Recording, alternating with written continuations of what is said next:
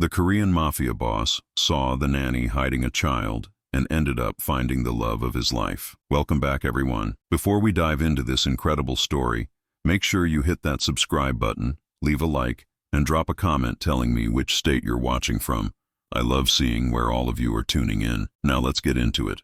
Seoul, South Korea, a city of dazzling lights and concealed shadows. And in the darkest recesses of this sprawling metropolis, one name inspired absolute terror and unwavering respect: Kang Jae-won. At 32 years old, Jae-won was the youngest leader the Baekho syndicate had ever seen. His ascent to power had been carved in bloodshed and cemented through betrayal. They called him the Phantom of Gangnam, because when he decided someone needed to vanish, they simply ceased to exist. But power, as he had learned, was a solitary throne. His penthouse crowned one of Seoul's tallest skyscrapers, a citadel of glass and steel that surveyed the city he commanded. 63 floors above the chaos of the streets, Jae-won existed in immaculate silence. Everything in his world was measured, controlled, precise, everything except her. Park Soo-min arrived at the Kang penthouse on a drizzly Tuesday morning, clutching a weathered folder containing her employment papers. She was 25, dressed simply,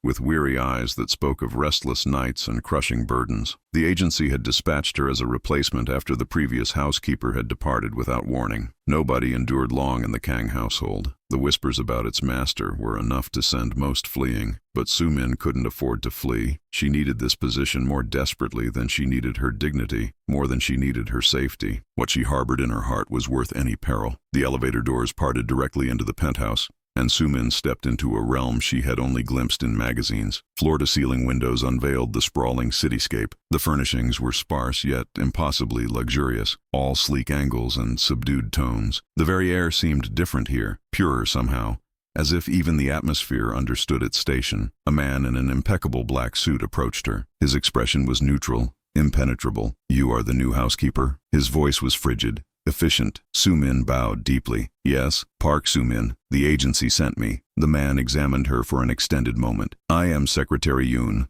I oversee Mr. Kang's domestic affairs. You will adhere to the regulations precisely as I outline them. There will be no second chances.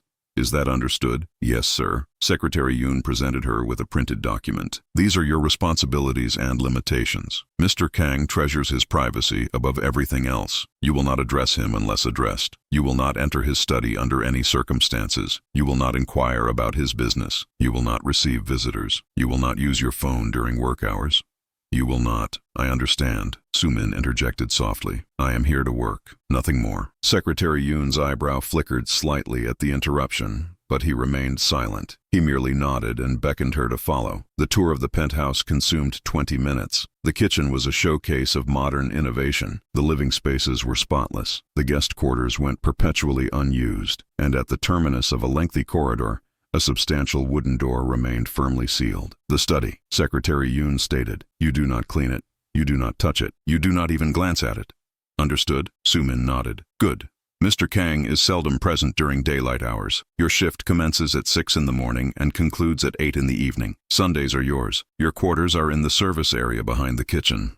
Is everything clear?" "Yes, sir." "Then you may begin." And just like that, Park Soo-min's new existence commenced. For the initial 2 weeks, Soo-min scarcely caught sight of her employer. Kang Jae-won was a specter in his own residence, departing before dawn and returning well past midnight. She only knew he existed from the traces he left behind: a coffee cup in the basin, a jacket draped across a chair, the subtle fragrance of expensive cologne that lingered in certain rooms. She cleaned, she cooked, she maintained the penthouse in flawless order, and when her shift concluded, she withdrew to her modest room and counted the days until her first paycheck. But if Soo-min imagined she was invisible in the Kang household, she was gravely mistaken. Jae-won observed her from the very first day. He had watched her through the security feeds as she entered his domain, had studied how she bowed too deeply, how her hands quivered slightly as she accepted the rules from Secretary Yoon. He had anticipated another anxious, expendable employee who would escape within a month. But there was something distinct about this one. It resided in her eyes. Behind the exhaustion, behind the careful submission, there blazed a fire, a determination, a secret. Jae-won had constructed his empire on deciphering people, on identifying their vulnerabilities and leveraging them. He could detect a falsehood from across a room. He could sense treachery before it was even conceived, and everything about Park Soo-min indicated she was concealing something. The question was, what? The first time they conversed was 3 weeks following her arrival. Soo-min was in the kitchen at 5:30 in the morning, preparing breakfast as she invariably did. She had discovered that Jae-won favored traditional Korean breakfast, simple dishes crafted with precision. She was arranging the banchan when she sensed a presence behind her. She turned and went rigid. Kang Jae-won stood in the doorway, observing her. He was attired in a dark suit, his black hair styled immaculately, his countenance revealing nothing, but his eyes, those cold, calculating eyes, seemed to penetrate straight through her. "You're early," he remarked. His voice was low, smooth, dangerous. Soo-min bowed hastily. "I apologize if I disturbed you, sir.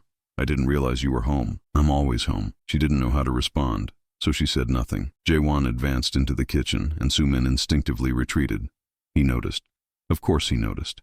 He noticed everything. "You've been here 3 weeks, he said, pouring himself coffee from the pot she had prepared. "Most housekeepers don't last that long." "I need the job, sir." "Why?" The question was straightforward, but the weight behind it was immense. Soo-min felt her pulse quicken. She had prepared for this, had rehearsed her responses countless times. "I have debts to settle," she said carefully. "Family obligations." Jae-won sipped his coffee, studying her over the rim. "Family obligations," he echoed. "That's a very ambiguous answer." "It's the truth, sir." "Is it?" Silence stretched between them. Soo-min kept her gaze lowered, her hands clasped before her. She could feel him analyzing her, dissecting her, probing for the fracture in her armor. Finally, he set down his cup. "Breakfast looks good," and then he was gone, leaving her alone with her racing heart and trembling hands. After that morning, Jae-won began materializing more frequently. Initially, it appeared coincidental. He would occupy the living room when she arrived to dust. He would traverse the kitchen while she cooked.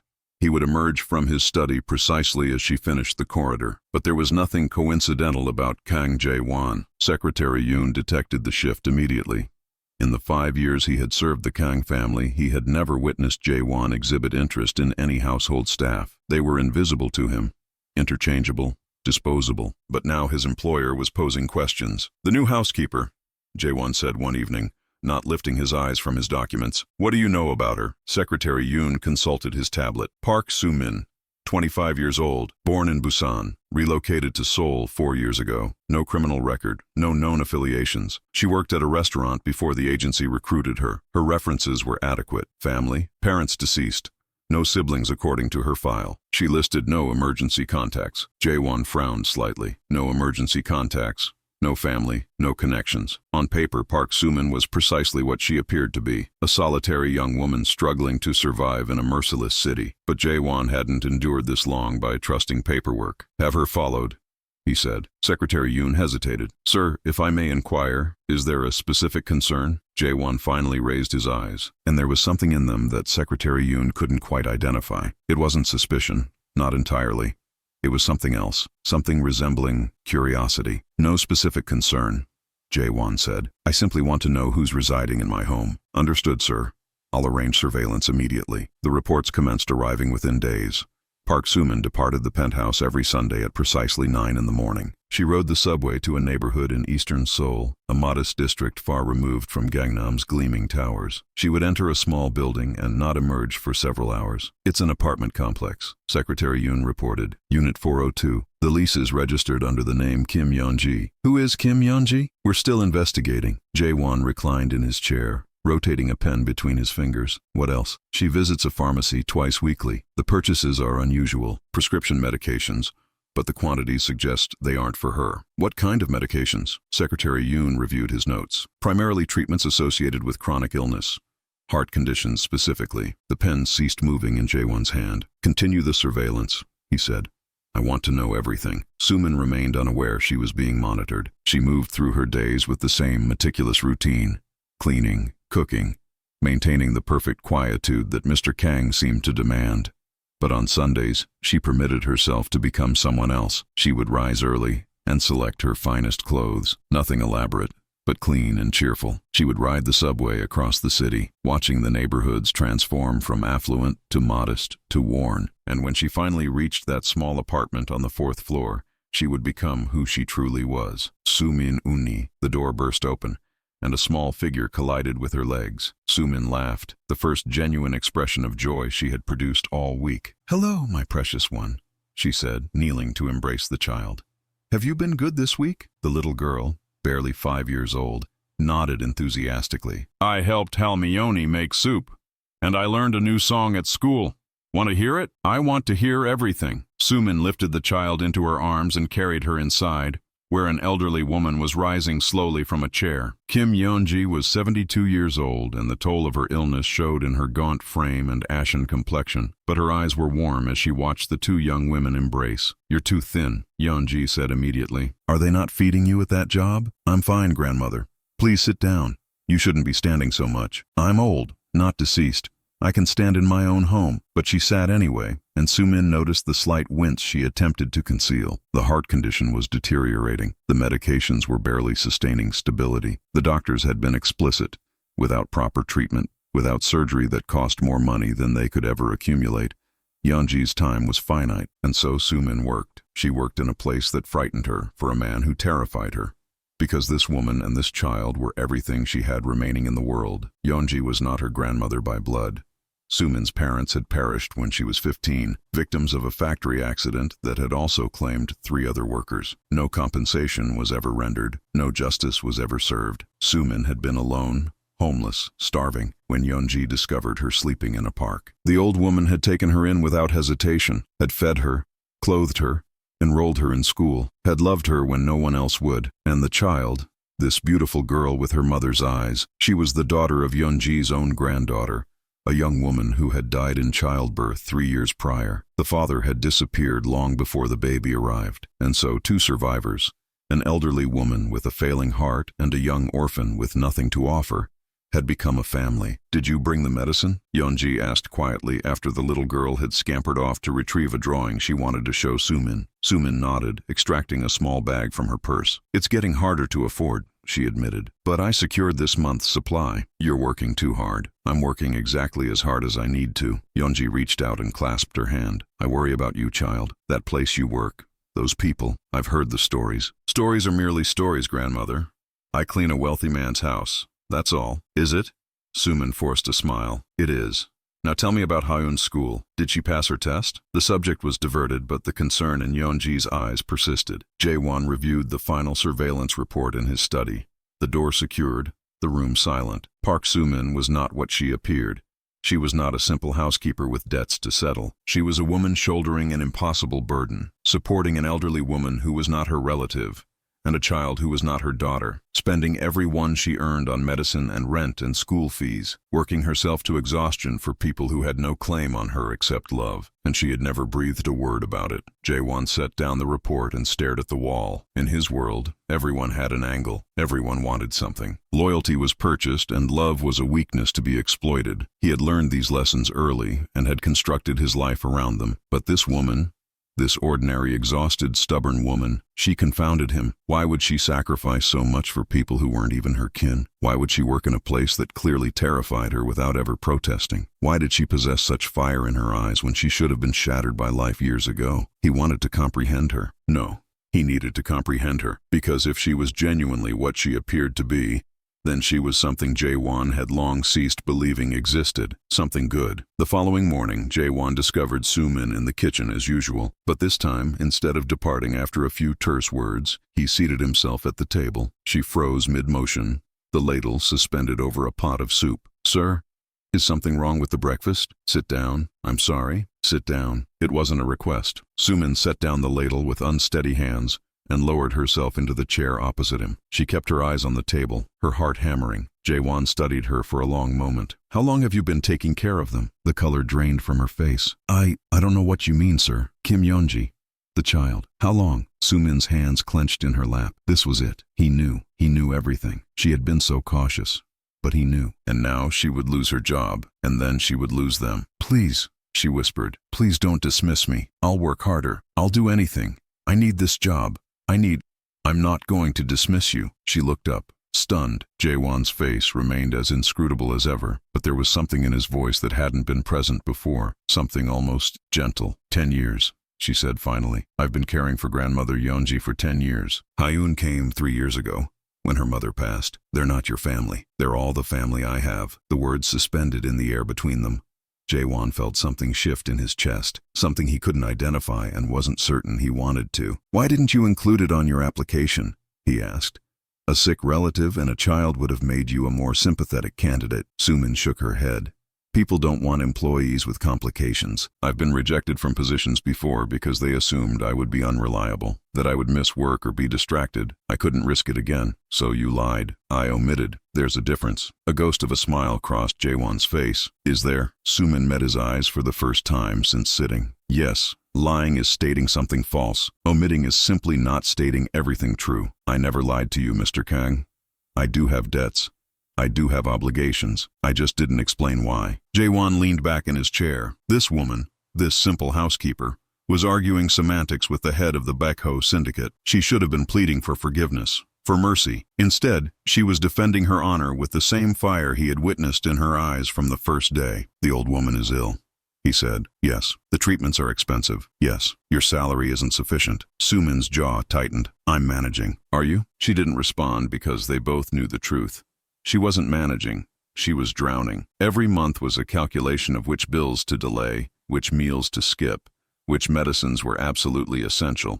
She was one emergency away from losing everything. Jaewon rose. Come with me. Sir? Now. He exited the kitchen without waiting to see if she would follow. After a moment's hesitation, she did. He led her through the penthouse to the heavy wooden door at the corridor's end. The study. The forbidden room. Secretary Yoon's warnings echoed in her mind as Jaewon pushed open the door and gestured for her to enter. Sumin stepped inside and halted. She had expected. She didn't know what she had expected.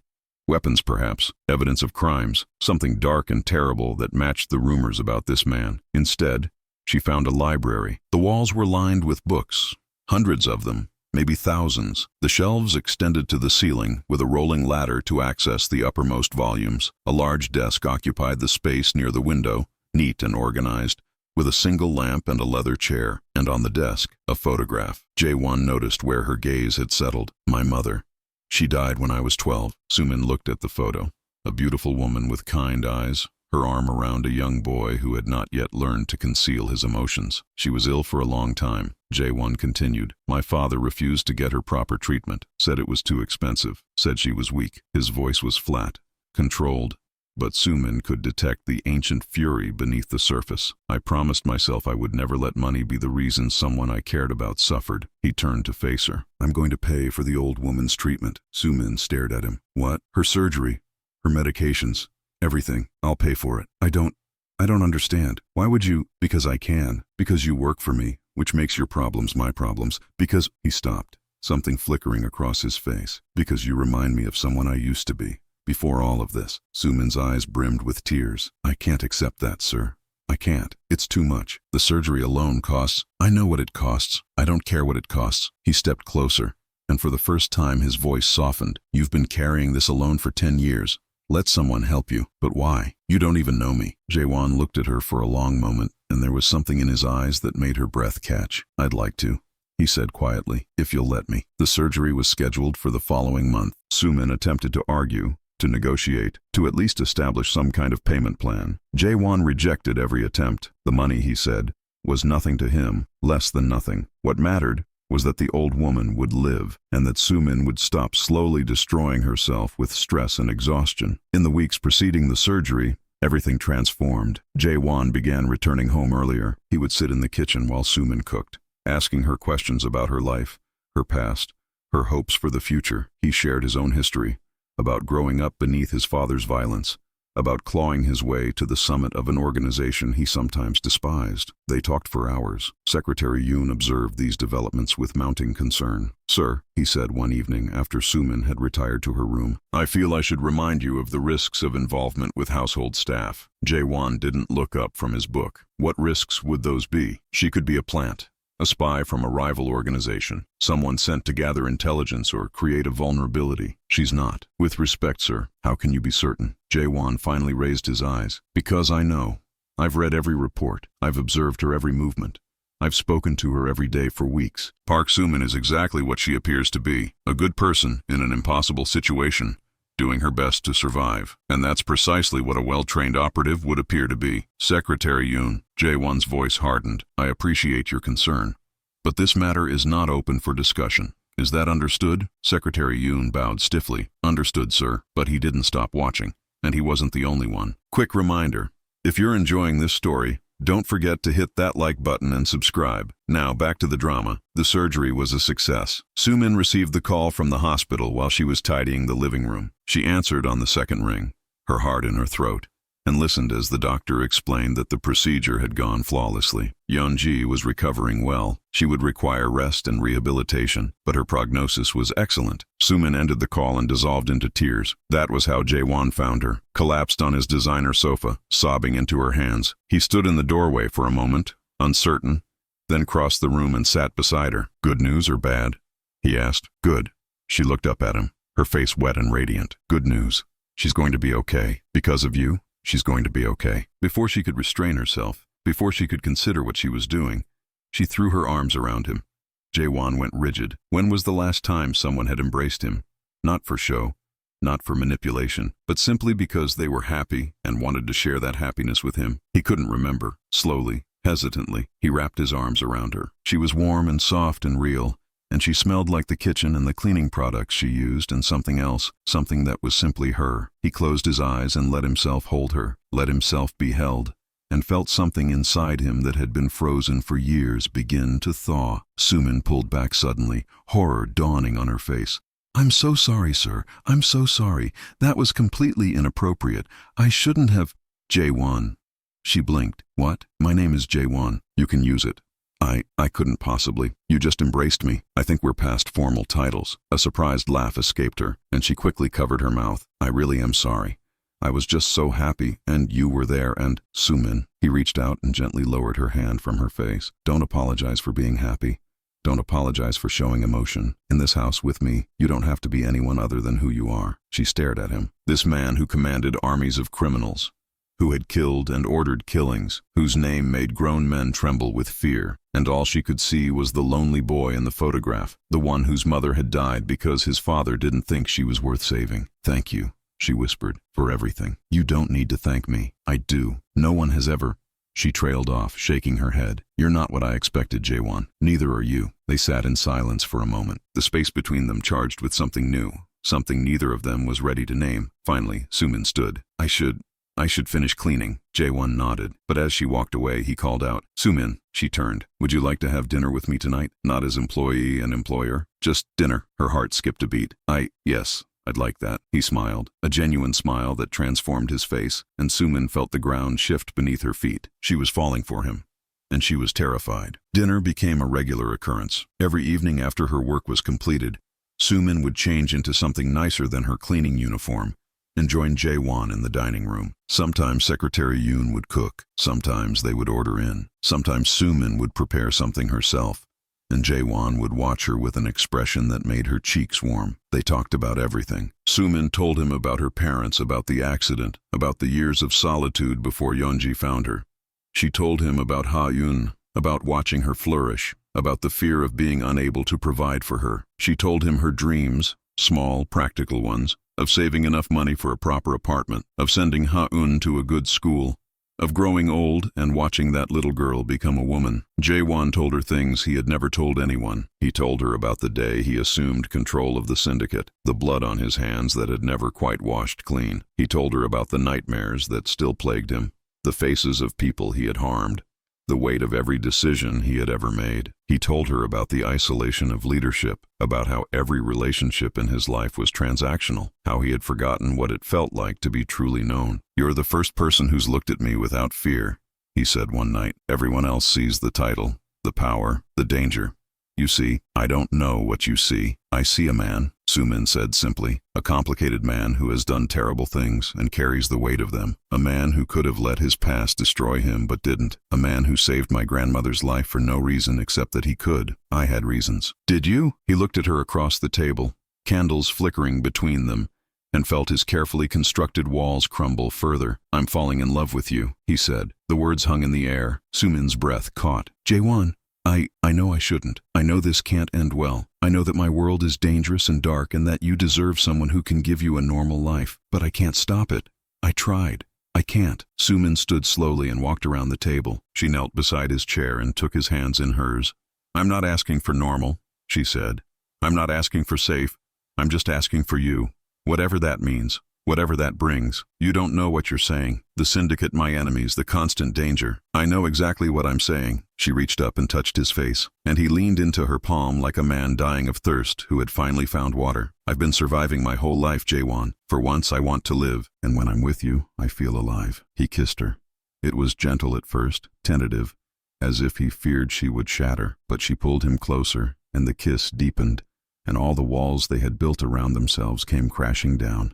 When they finally separated, both breathless, Jaewon rested his forehead against hers. This changes everything, he said. I know. There will be people who try to use you against me, people who will see you as a weakness. Then we'll face them together. He laughed, a sound of pure wonder. How are you so brave? I'm not brave. I'm just too stubborn to be afraid. He kissed her again, and this time neither of them held back. The news spread through the syndicate like wildfire. The Phantom of Gangnam had taken a lover, not a socialite. Not a power player, a housekeeper, a nobody from nowhere with no connections and no leverage. The reaction was mixed. Some of Jaewon's men believed it was weakness, proof that their leader had gone soft. They whispered in corners and exchanged meaningful glances, wondering if perhaps it was time for new leadership. Others saw it differently. They had watched Jaewon for years, had served him loyally, had seen the toll that isolation was taking. If this woman made him happy, if she gave him something to fight for beyond mere power, then perhaps she was exactly what he needed. Secretary Yoon fell somewhere in between. He had been with the Kang family since Jaewon's father was in command. He had watched Jaewon grow from a battered child into a ruthless leader. He had witnessed many things, but he had never seen his employer smile the way he smiled when Park Soo-min was in the room. You're worried, Jaewon said one morning, catching Secretary Yoon's expression. It's not my place to be worried, sir. It is your place to speak freely. You always have. Secretary Yoon hesitated, then nodded. I'm worried that your feelings for her make you vulnerable. I'm worried that your enemies will see her as a target, and I'm worried that if something happens to her, it will destroy you in ways that none of them ever could. Jaewon was silent for a moment. You're right to worry, but I've spent my entire life being careful. I've calculated every risk, eliminated every weakness, trusted no one. And do you know what it got me? Power, control, survival. He paused. Loneliness. Emptiness, a life that wasn't worth living. He turned to face his secretary fully. She makes me want to be better. She makes me believe I can be better. I won't give that up. Not for safety. Not for anything. Secretary Yoon bowed his head. Then I will do everything in my power to protect her. For you. Thank you, old friend. Spring yielded to summer, and summer to autumn. Soo-min vacated the small service quarters and moved into Jaewon's bedroom. She no longer worked as a housekeeper, instead spending her days visiting Yeonji and Ha-eun, who had been relocated to a nicer apartment closer to good schools and hospitals. The little girl adored Jaewon. She called him Uncle Boss and demanded piggyback rides whenever he visited. He pretended to be annoyed, but Soo-min caught him smiling every time, saw the way his eyes softened when Ha-eun laughed. Yeonji was more guarded. He's dangerous, she said to Soo-min during one of their visits. Ha-eun was napping in the other room. I've heard the stories about his family, about what they do. I know what he is, grandmother. Do you? Because the girl I raised, the one who worked 3 jobs to buy my medicine, that girl knew better than to fall in love with monsters. Soo-min took Yeonji's weathered hand. He's not a monster. He's done monstrous things, yes, but he's also kind and gentle and lonely and desperately trying to be better. Doesn't everyone deserve the chance to be better? Yeonji sighed. You sound like me 40 years ago. I said the same things about your grandfather, and you loved him until the day he died. I did. But loving him was the hardest thing I ever did. It nearly broke me a dozen times. She squeezed Soo-min's hand. I don't want that for you. Maybe some things are worth being broken for. Yeonji looked at her. This girl she had raised, this woman she had watched become strong and compassionate and stubborn beyond reason. And she saw something she hadn't expected. Happiness. Just be careful, she said finally. And if he ever hurts you, I don't care how many soldiers he commands. I will find a way to make him pay. Soo-min laughed and embraced her. I know you will, grandmother. I know you will. The trouble began in winter. A rival organization, the Hwang clan, had been encroaching on Baekho territory for months. Jaewon had responded with measured force, trying to avoid all-out war. But the Hwangs were hungry, ambitious, and reckless. And their leader, Hwang Jun-sik, was searching for any advantage. He found it in Park Soo-min. The Phantom has a woman, Jun-sik said to his lieutenants, spreading photographs across the table. A nobody, a cleaner, and from what my sources tell me, he's obsessed with her. Well, what are you suggesting? Asked his second-in-command. Jun-sik smiled. It was not a pleasant expression. I'm suggesting that we give Kang Jae-won a reason to stop being so careful, a reason to make mistakes, a reason to destroy himself. You want to take her? I want to break him. Taking her is just the method. The plan was set in motion. Soo-min was leaving the hospital when they seized her. Yeon-ji had had a follow-up appointment, and everything was perfect. The old woman was healthier than she had been in years. Soo-min was walking to her car, head down, checking her phone for messages from Jae-won, when a van screeched up beside her. She didn't even have time to scream. Strong arms grabbed her. A hand clamped over her mouth. She was thrown into the back of the vehicle. The doors slammed shut. The van sped away. It all happened in less than 30 seconds. Jae-won received the call 20 minutes later. He was in a meeting with his financial advisors, discussing legitimate business investments, when Secretary Yoon burst through the door. One look at his face told Jae-won everything he needed to know. What happened? His voice was ice. Miss Park, she's been taken. The temperature in the room seemed to plummet. The financial advisors, civilians who had no idea who they were really working for, shifted uncomfortably. Leave us, Jae-won said. They didn't need to be told twice. When the door closed, Jae-won stood. Who? Hwang Jun-sik. He's claiming responsibility. He's demanding, Secretary Yoon swallowed. He's demanding your territories, all of them, in exchange for her life. Jae-won's hands curled into fists. Where is she? We're working on it. Our people are. I want every resource we have on this. Every contact, every informant, every soldier. I want Hwang Jun-sik found, and I want him to know exactly what happens to people who touch what's mine. Sir, if we mobilize that aggressively, there will be war. Then there will be war. Secretary Yoon had never seen his employer like this. Kang Jae-won was known for his cold calculation, his strategic patience, his ability to wait and plan and execute flawlessly. This man, this creature of rage and terror, was something else entirely. Find her, Jae-won said, his voice dropping to a whisper that was somehow more frightening than any scream. Find her, or I will burn this city to the ground looking for her myself. Soo-min woke in darkness. Her head throbbed, and when she tried to move, she realized her hands were bound behind her back. She was lying on a cold concrete floor, in what appeared to be a warehouse or industrial building. Dim light filtered through grimy windows high above. She was not alone. A man stood across the room, watching her. He was middle-aged, well-dressed, with an air of smug satisfaction that made her stomach turn. Ah, she's awake, he said, approaching her. Park Soo-min, the woman who captured the Phantom's heart. I must say, I expected someone more impressive. Soo-min forced herself to stay calm. Panicking wouldn't help. Crying wouldn't help. She needed to think. Who are you? She asked, pleased that her voice came out steady. Hwang Jun-sik. I'm sure your boyfriend has mentioned me. He hasn't. Jun-sik's smile faltered slightly. No? How disappointing. I'll have to make a more memorable impression then. He crouched beside her and Soo-min resisted the urge to flinch away. Here's how this is going to work. I'm going to send a message to Kang Jae-won. He's going to hand over his territories, his operations, everything. And when he does, I'll let you go. Simple. He won't do it. Oh, I think he will. From what I've heard, you're quite special to him. Soo-min shook her head. You don't understand. He won't give up his organization. Not for me. Not for anyone. He can't or won't. Both. The syndicate isn't just his property. It's his responsibility. Thousands of people depend on him. He can't hand that over to someone like you. Jun-sik's face darkened. Someone like me? Someone who would use an innocent woman as a bargaining chip. Someone who has no honor. The slap came fast and hard, snapping her head to the side. Soo-min tasted blood. You should be more careful how you speak to me, Jun-sik said coldly. I don't need you in perfect condition. A few broken bones will still get my message across. Soo-min looked up at him, and despite the fear clawing at her insides, she forced herself to smile. You've already lost, she said. You just don't know it yet. Jae-won received the ransom video 12 hours after Soo-min's kidnapping. It showed her tied to a chair, a fresh bruise blooming on her cheek. Jun-sik stood beside her, delivering his demands with theatrical smugness. But it was Soo-min who captured Jae-won's attention. In the middle of Jun-sik's speech, while his back was turned, Soo-min looked directly at the camera. Her eyes moved deliberately. Left, right, up, down, left, left. Then she blinked rapidly. 3 times. Pause. 2 times. Pause. 5 times. A code, 3 to 2, 5. An address system they had developed together, half as a joke, Half as a precaution, she was telling him where she was. Jae-won's heart surged with pride and relief. His clever, brave, impossible woman. "I know where she is," he said. Secretary Yoon looked up from his phone. "How?" "She told me." He didn't explain further. There wasn't time. The assault on Huang's warehouse was swift and brutal. Jae-won led it personally, something he hadn't done in years. His men had begged him to stay back, to let them handle it, but he refused. This was about more than territory or power. This was about Sumin. They hit the building from 3 sides at once. Jun-sik's guards, expecting negotiation rather than attack, were overwhelmed within minutes. Jae-won moved through the chaos like a wraith, his weapon finding targets with cold precision. He found Jun-sik in the main room, using Sumin as a shield. A knife pressed to her throat. "Stay back," Jun-sik screamed.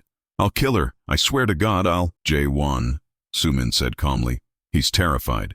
His hand is shaking." She was right. Jae-won could see the tremor in Jun-sik's grip, could see the wild fear in his eyes. The man had expected to negotiate from a position of power. He had never imagined that Kang Jae-won would come for him personally. "Let her go," Jae-won said, "and I'll make it quick. You don't give the orders here. I'm in control. Sumin moved. She dropped her weight suddenly, twisting away from the knife, and Jun-sik, startled, lost his grip on her. In the split second that followed, Jae-won raised his weapon and fired. The bullet caught Jun-sik in the shoulder, spinning him around. He crumpled to the ground, screaming in pain. Jae-won was at Sumin's side in an instant, cutting her bonds, pulling her into his arms. She was shaking. Finally, the adrenaline fading and the terror catching up. "I've got you," he whispered. "I've got you. You're safe. I knew you'd come. Always.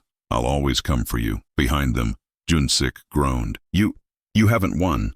My family, they'll retaliate. Jae-won turned, keeping Sumin behind him. He looked down at the man who had dared to take what was his, and there was no mercy in his eyes. "Your family will receive what's left of you as a warning," he said. "And if any of them ever threatens her again, I will personally erase your entire bloodline from existence." He raised the weapon. "Don't!" Sumin grabbed his arm. Jae-won looked at her, confused. "He hurt you. He was going to kill you. I know. But if you execute him like this, you'll start a war that might never end. His family will have to retaliate to save face. More people will die. More blood will be spilled." She cupped his face in her hands. "You're better than this.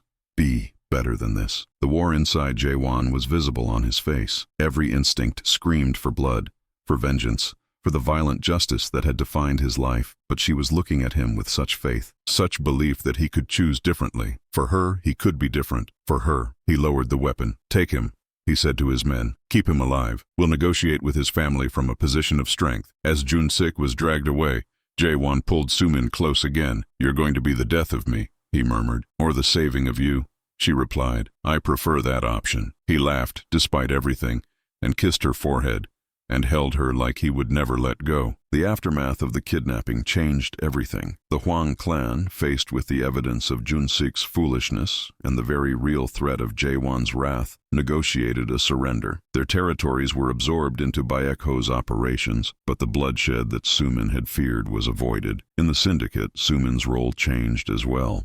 She was no longer just Jae-won's lover. She had become something else, a symbol, a moral compass. The men who had initially dismissed her as a weakness began to see her differently. She had been captured, threatened, hurt, and she had still managed to communicate vital information to her partner. She had talked Jae-won down from executing an enemy, potentially saving hundreds of lives on both sides. She was strong, she was clever, and she had the ear of the most powerful man in Korean organized crime. "They respect you," Jae-won told her one evening as they stood on the penthouse balcony, watching the lights of Seoul. "My men.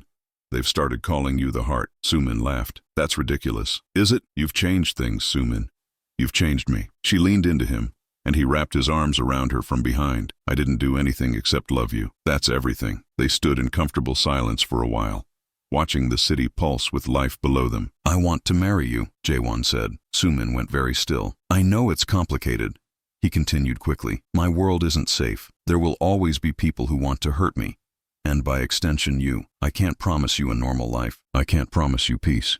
But I can promise that I will spend every day trying to be worthy of you. I can promise that I will protect you with everything I have. I can promise that you will never be alone again." He turned her to face him. "Park Sumin, will you marry me?"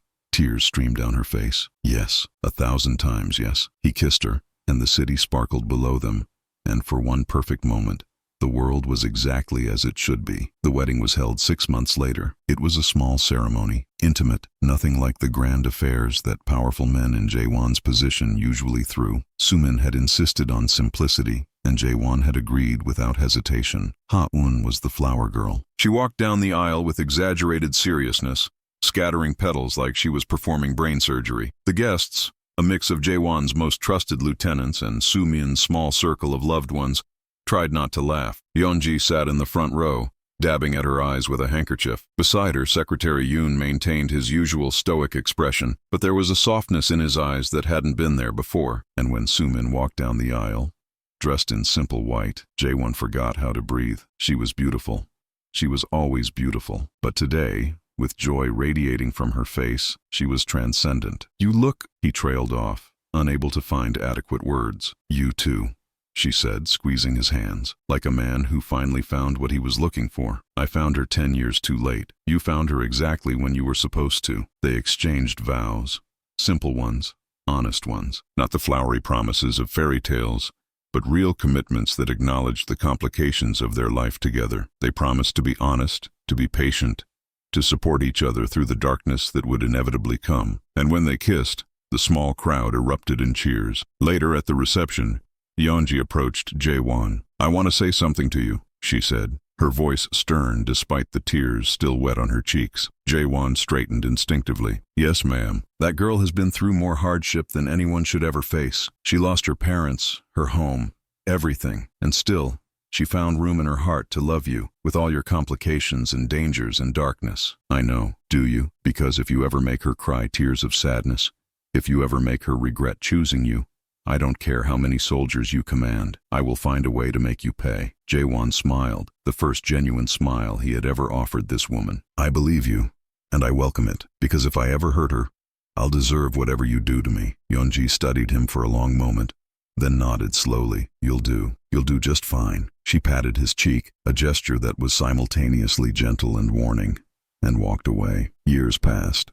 Jaewon, under Sumin's influence, began to shift the syndicate's operations. Slowly, carefully, he moved away from the most violent and destructive businesses. The drug trade was shut down. Human trafficking rings were not only abandoned but actively dismantled. Money was funneled into legitimate enterprises, real estate, technology, entertainment. It wasn't a fairy tale transformation. The syndicate still operated outside the law in many ways. There were still moments of violence, still enemies who needed to be dealt with, still compromises that made Sumin's stomach turn, but it was progress. Ha-eun grew up healthy and happy and blissfully unaware of her uncle boss's real occupation. She thought he ran a boring investment company, which was technically true now. She excelled in school, developed a passion for music, and had the kind of normal childhood that neither Sumin nor Jaewon had ever experienced. Yeonji lived to see her 90th birthday, surrounded by the family she had created from strangers and orphans. When she finally passed, peaceful and content, she left behind a legacy of love that continued to ripple outward through everyone she had touched. And Sumin and Jaewon,